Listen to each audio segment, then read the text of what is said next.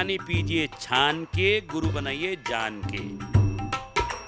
हमारे जीवन में, हम सभी के जीवन में गुरु की एक अलग ही उपाधि होती है। सबसे ऊंची उपाधि की मैं बात करूं तो गुरु की ही होती है, और हमारे जीवन में बिना गुरु के हम कुछ नहीं हासिल कर सकते। कहते हैं सनातन धर्म में और वेदों में ऐसा कहा गया है कि जब तक आप अपने गुरु की पूजा नहीं करते हैं, उनको सम्मान नहीं देते हैं, तब तक ईश्वर भी आपसे प्रसन्न नहीं होते हैं। और आज गुरु पूर्णिमा है और हम मौजूद हैं आचार्य रमेश सेमवाल जी के गुरुकुलम, ज्योतिष गुरुकुलम में, और हमारे साथ आचार्य जी भी यहाँ मौजूद हैं, जहाँ पर गुरुकुलम में आज गुरु पूर्णिमा के दिन एक विशेष यज्ञ का आयोजन किया गया है। तो आचार्य जी से जान लेते हैं, आज इस यज्ञ का मुख्य उद्देश्य क्या है गुरु जी?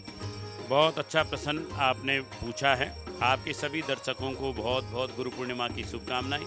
जैसा आपने बताया, गुरु का महत्व जीवन में सर्वप्रथम होता है। माँ हमारी गुरु होती है, पिता हमारा गुरु होता है, और जो हमें शब्द ब्रह्म का ज्ञान देते हैं वो हमारे गुरु होते हैं। आज व्यास पूर्णिमा, गुरु पूर्णिमा के शुभ अवसर पर राष्ट्र कल्याण के लिए एक महायज्ञ का आयोजन किया जा रहा है। जैसा आपको पता, श्रावण माह भी प्रारंभ होने वाला है। हमारी कावड़ यात्रा निर्विघ्नता से संपन्न हो, राष्ट्र में समृद्धि हो, सभी शिष्यों को आशीर्वाद देने के लिए आज यहाँ पर विशेष राष्ट्र कल्याण के लिए सर्व सिद्धि अनुष्ठान और यज्ञ का आयोजन किया गया है, जिससे सबके जीवन में सुख शांति समृद्धि बनी रहे। गुरु का मतलब होता है गु से अंधकार, रू से प्रकाश, जो अंधकार को दूर करे और प्रकाश अपने शिष्यों को प्रदान करे। जिस गुरु के माध्यम से हमें प्रकाश मिला, ज्ञान रूपी प्रकाश मिला, जिससे हमारे जीवन में कल्याण होता है। तो आज सबके मंगल के लिए, राष्ट्र के मंगल के लिए आज विशेष यज्ञ का आयोजन ज्योतिष गुरुकुलम में किया गया। ऐसा होता है कि जो महर्षि वेद व्यास जी थे, उनके जन्म दिवस के अवसर पर गुरु पूर्णिमा मनाई जाती है, और ऐसा भी कहा जाता है कि जो भगवान बुद्ध थे, उन्होंने अपना बोधि वृक्ष के नीचे बैठकर पहला प्रवचन दिया था आज ही के दिन, इसीलिए गुरु पूर्णिमा भी मनाई जाती है। तो गुरुजी, मैं ये जानना चाहूंगी कि हमारे जीवन में हम गुरु का महत्व कैसे जानें? गुरु का महत्व, जो गुरु तत्व है वो प्रकट हो जाता। कैसे? आपकी श्रद्धा से, आपकी भक्ति से। जैसे एकलव्य ने अपना अंगूठा किसको दे दिया? द्रोणाचार्य जी को दे दिया। वो गुरु तत्व है, वो परम भक्ति है गुरु के प्रति। कोई शिक्षा नहीं ली उन्होंने, मान लिया। किससे मान लिया? अपने मन से मान लिया। द्रोणाचार्य जी मेरे गुरु हैं, और उससे अभ्यास करने लगे, गुरु के प्रति समर्पण होने लगा। जैसे अर्जुन ने श्री कृष्ण को गुरु माना और अर्जुन को ज्ञान मिला भगवत गीता के रूप में, और अर्जुन युद्ध के रूप में मार्गदर्शक होता है गुरु आपके जीवन का। जैसा आपने कहा, आज व्यास पूर्णिमा है, आज के दिन व्यास जी का जन्म हुआ। तो व्यास जी ने क्या करा? 18 पुराण हमें दिए हैं, वेद वेदांत धर्म दर्शन हमको दिया है, और वो क्या दिया है? ज्ञान, जिससे हमारे जीवन में अंधकार दूर हो और प्रकाश रूपी ज्ञान हमारे कल्याण के लिए प्रकट हो जाए। तो आज गुरु तत्व की जो आपने कहा, वो तो मन से पहचानना है। किससे पहचानना है? भक्ति से, श्रद्धा से। और आपका भाव, आपका भाव कैसा? माँ के प्रति भाव कैसा है? पिता के प्रति कैसा है? जिस गुरु ने आपको शब्द ब्रह्म ने पहला अक्षर दिया है, पहला नाम दिया है, वो शब्द ब्रह्म जिसने दिया, उसके प्रति आपका भाव, आपकी श्रद्धा, आपका समर्पण कैसा हो। जैसे मैंने अर्जुन के लिए कहा, मैंने भगवान कृष्ण स्वयं अपने गुरु संदीपनी मुनि के आश्रम में गुरुकुल में पढ़े हैं। भगवान श्री राम स्वयं वशिष्ठ ऋषि के शिष्य थे, उन्होंने अब गुरुकुल में पढ़ाई की। तो गुरु के प्रति जो समर्पित, भगवान राम अपने गुरु की आज्ञा से जंगल चले जाते हैं, पिता की आज्ञा मानते हैं, माँ की आज्ञा मानते हैं। तो वो जो गुरु तत्व है वो मन से माना जाता है, मन से प्रकट हो जाता है। वो आपका ध्येय क्या है, वो उससे। आचार्य जी, लेकिन आज के समय में ऐसा देखा जाता है कि हमारा जो आज का यूथ है वो भूलता जा रहा है, और गुरु के प्रति जो सम्मान है, जो उन्हें सम्मान मिलना चाहिए, वो विलुप्त होता जा रहा है। तो उसका कारण आप क्या बताएंगे कि ऐसा क्यों हो रहा है, और उसको कैसे दोबारा से ठीक किया जाए, सुनिश्चित किया जाए, हमारे यूथ के मन में गुरु के लिए उनका सम्मान जागृत किया जाए? बहुत अच्छा प्रश्न आपने पूछा है। भौतिक चकाचौंध की भागम भाग में मैं पढ़ लिख के नौकरी करूं, मैं अफसर बनूं, ये करूं, वो करूं, इस प्रकार का जो भाव उत्पन्न हो गया, और हमने धरातल से हम कट गए। जब व्यक्ति धरातल से कट जाता है, आजकल का युवा हो चाहे कोई हो, जब हम धरातल से कट जाते हैं तो हम अपने में ही खो जाते हैं। तो वो जो शक्ति हमें मिलनी चाहिए, जो हमारी पॉजिटिविटी, आपने देखा होगा आजकल जब हमने गुरु छोड़ दिए, माता पिता के प्रति श्रद्धा कम हो गई, गुरु के प्रति कम हो गई, तो हमारे अंदर पॉजिटिविटी यानी सद आचरण भी नहीं रहा, पॉजिटिविटी भी नहीं रही, हम नकारात्मक हो गए, निगेटिविटी हमारे अंदर आ गई। तो जब हमारे अंदर निगेटिविटी आ जाती है, पॉजिटिविटी समाप्त हो जाती है, तो हम आगे समर्पित रह ही नहीं पाते किसी के प्रति। फिर हम भौतिक सुखों की ओर भागते हैं, भौतिक चकाचौंध की ओर भागते हैं। लेकिन आजकल आपने देखा होगा, जब से हमने अपने परंपराएं छोड़ी हैं, गुरु शिष्य परंपरा छोड़ी है, माता के पिता के प्रति, समाज के प्रति समर्पित होना छोड़ दिया, तब से लोग परेशान हैं, डिप्रेशन के शिकार हैं, एंजाइटिका के शिकार हैं। लेकिन पुनः अगर आप उस तरफ लौटोगे तो इस ज्ञान के द्वारा, जो हमारे 18 पुराण हैं, 4 वेद हैं, 108 उपनिषद हैं और उपपुराण हैं, वेदांत है, धर्म है, दर्शन है, अगर हम उसकी ओर चलेंगे तो हमारे जीवन में पुनः वही शांति, सुमति का प्रकाश हो जाएगा। लेकिन क्या है, भौतिक चकाचौंध को छोड़ना पड़ेगा और जड़ों से जुड़ना पड़ेगा। जो हमारी परंपराएं हैं, उन परंपराओं की ओर अगर हम चलेंगे तो हमारा जीवन सुखमय होगा। अब आपको एक बात तो माननी पड़ेगी, जब से हम अपनी परंपरा से हटे हैं, तब से हम दुखी हैं, तब से हम सुखी।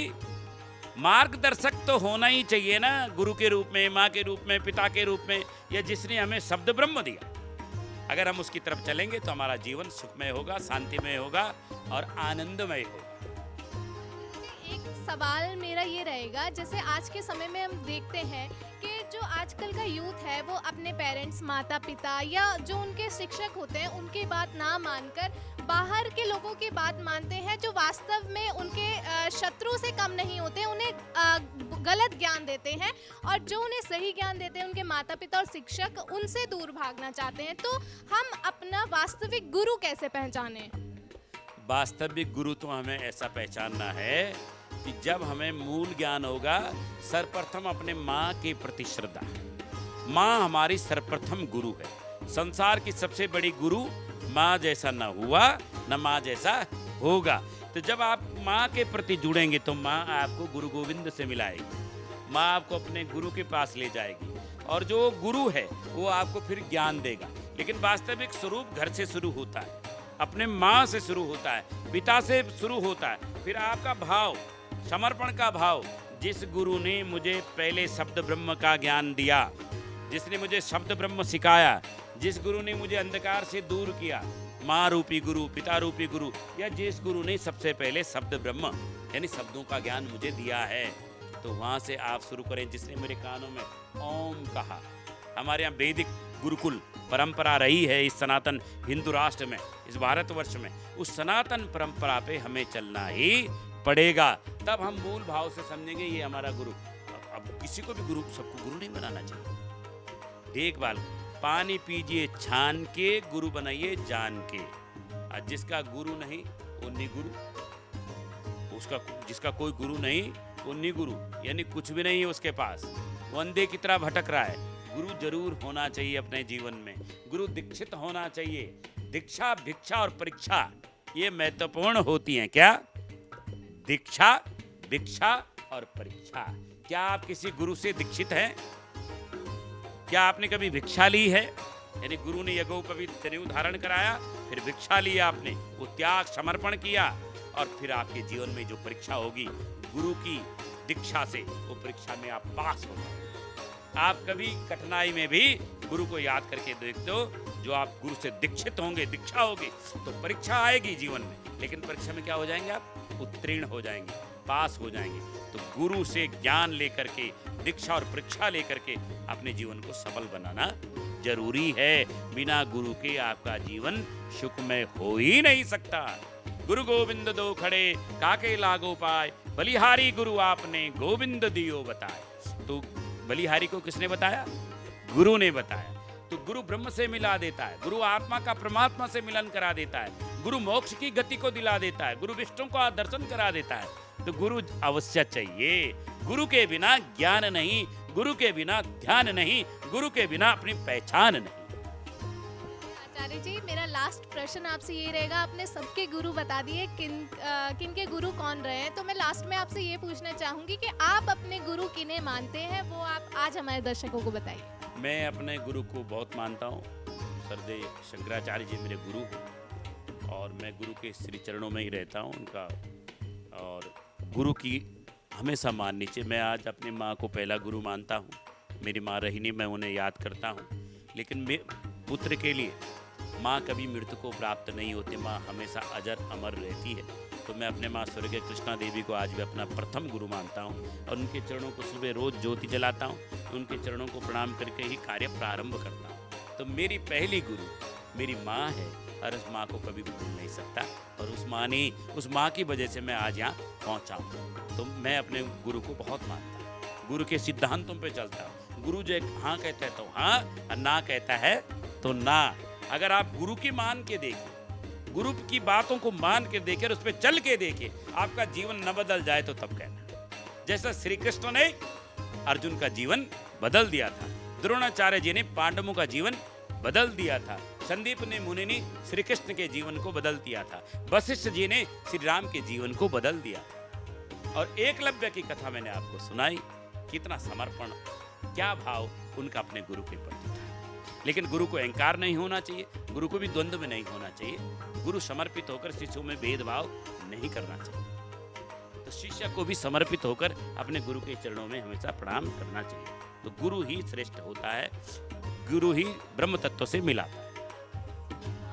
धन्यवाद आचार्य जी। और जैसा आचार्य जी ने कहा, तो हम कामना करेंगे कि आप आज गुरु पूर्णिमा के अवसर पर ये प्रण लेंगे कि आप अपने गुरु का सम्मान करेंगे, उनका आदर करेंगे और अपने आचरण में सद्भाव लाएंगे। आज के लिए बस इतना ही, हम फिर मिलेंगे आपसे किसी और विषय को लेकर। तब तक के लिए आप हमसे जुड़े रहें और देखते रहें द न्यूज़ वाला नेटवर्क। धन्यवाद। धन्यवाद आचार्य जी। धन्यवाद। आपके इस चैनल के सभी दर्शकों को गुरु पूर्णिमा की बहुत बहुत शुभकामनाएं। आपके गुरु का ज्ञान लेकर आप आगे बढ़ें, ये मेरी शुभकामना पूरे राष्ट्र को, पूरे देश को, पूरे नगर को, पूरे क्षेत्र को।